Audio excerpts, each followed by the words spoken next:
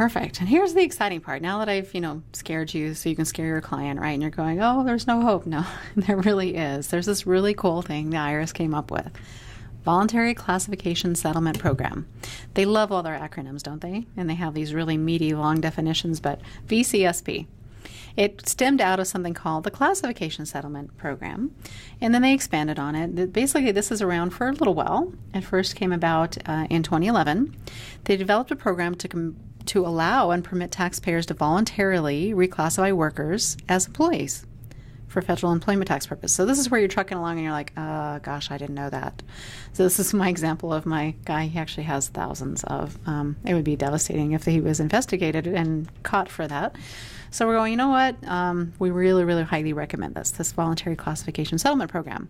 It allows the eligible taxpayers to voluntarily reclassify their workers, and they can say, okay, as of this moment on, it allows them to classify their workers as employees for future tax periods and limit their federal liability for the past non-employee treatment or incorrect treatment. To participate, they have to meet certain eligibility requirements, which we're going to cover. They have to apply, and then they enter into an agreement. So they did have a newer revision of this in 2013, right in January, and we'll talk about how that changed things just slightly, but for the most part, we're going to go through here eligibility, how they get to possibly reclassify their workers, and this is for, moving forward. So they can say, okay, as of 2018, from now on, we want to classify them as workers, as employees properly, no longer this independent contractor thing, and we'll be doing everything right from this moment on. And it avoids that liability portion that could come back and haunt them. So if they enter into this agreement, then it keeps them from being picked on basically for messing up the past. So eligibility, what do they do to be eligible? They have to be right now treating workers as independent contractors. They want to, say, okay, you voluntarily enter this program, but they have to be treating them as an independent contractor, and they have the desire to want to, in the future, change the classification and start treating them as employees. Maybe it's because they just found out they really should be employees, and that could be the motivation. But it has to be that they were treating them as contractors, and they want to change that and say, nope, they're employees from this point on.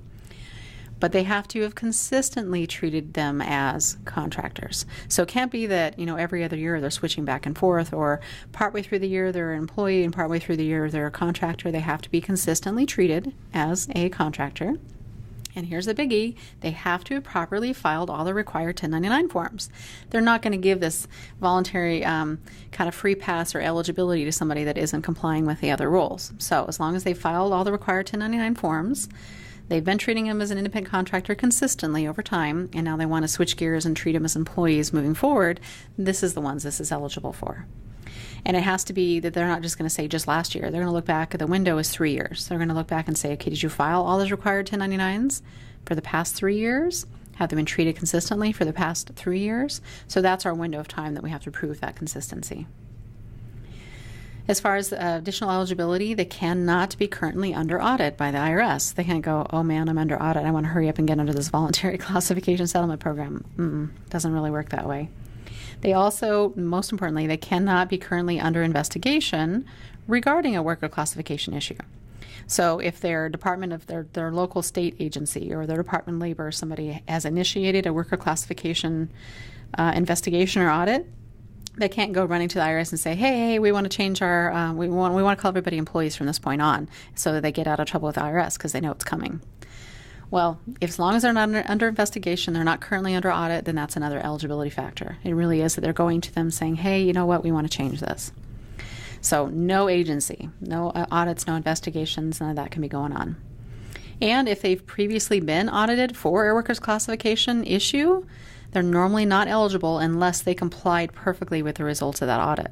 So if their Department of Labor or somebody audited them and they can prove that they complied with every ounce of that audit, then they may be eligible for this. But for the most part, somebody that's already got themselves into trouble in some fashion, they're not wanting to give them a free pass. So what is the effect of it? What does it really do? We talked about already that we get to treat employees as treat them as employees for future tax periods, even though they were contractors before. But the nice part of, what is the reason we want to do this? We pay a little bit. Now, there's not going to be that they have a complete free pass. They have to pay 10% of the employment tax liability that might have been due, paid to the workers for only 1 year, for the most recent tax year. and it's under reduced rates. So this is at least a nicety when you consider what that could be. But under reduced rates, and the section that governs this is Section 3509 of the Internal Revenue Code. So they get to pay just a small bit, and they're not going to be liable for interest or penalties on the liability, and they will not be subject to an employment tax classification audit for those past years. So if they enter into this agreement, they have a little cost. They won't have interest penalties, and it exempts them from any of that audit that could come about. They said, yep, you've entered an agreement, we're not going to pick on you. They are supposed to agree to extend the statute of limitations once they enter into that agreement for a period. This is on the assessment of employment taxes for 3 years for the first, second, and third calendar year, beginning after when they agreed, but I'll tell you in a moment something that changed with that. So here's what happens once they enter into it. But the best thing from the potential, liability side is if you have, like mine, they had so much they paid to these guys. It was like, okay, 10% of the employment tax liability for the reduced rate. So you're getting a bargain here, because here's what it could be if they go ahead and do a full, review of that. They audit your classification. They make you pay all the federal, the Social Security, Medicare, and the matching Social Security, Medicare, and the federal unemployment, and the interest penalties, etc. We were talking about a catastrophic amount for them. So this can be a really good deal. This plan. As far as how it works, you have to go through an application process. So any taxpayer that wants to participate has to submit an application for participation in the program. You can obtain the application out at irs.gov. You will go through, the taxpayer will, a review process. They're going to look through this information, make sure that they're really eligible. They've met those eligibility requirements that we talked about.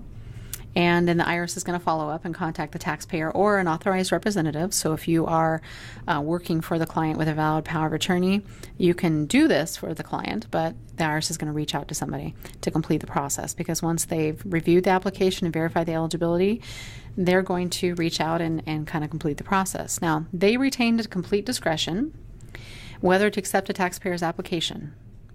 And then if they say, yep, you're in, we're going to accept your application, they're going to enter into a closing agreement and finalize. The most amazing thing, now we know, the IRS being what it is, sometimes they share information. This amazed me as I spoke to one of the guys who was high up in this program once, and he's like, this process is so secret, none of the other departments of the IRS even ever will know that somebody's entered even into the application, let alone the agreement. Nobody anywhere else in the IRS knows these taxpayers are being entered into even an application. They keep it so secretive, so that way they have the ability to encourage taxpayers to want to enter into this voluntary program.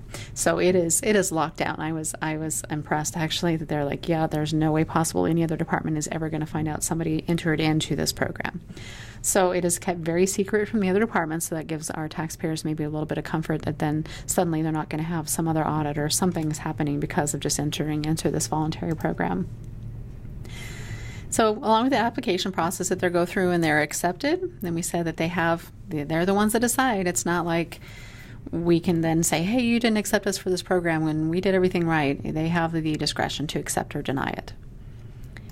And if they're accepted, they enter into that closing agreement, and at that moment, they're going to finalize the terms of their particular voluntary classification settlement, and at that moment, they have to do the complete and full payment of the amounts that are due under the agreement. So like the 10% of the taxes for the past year, that moment that they agree on it, they're going to settle for that amount. They pay the amount. They're moving forward with them as employees, and they don't have to worry about any risk of liability for the past. So this is a very, very powerful program.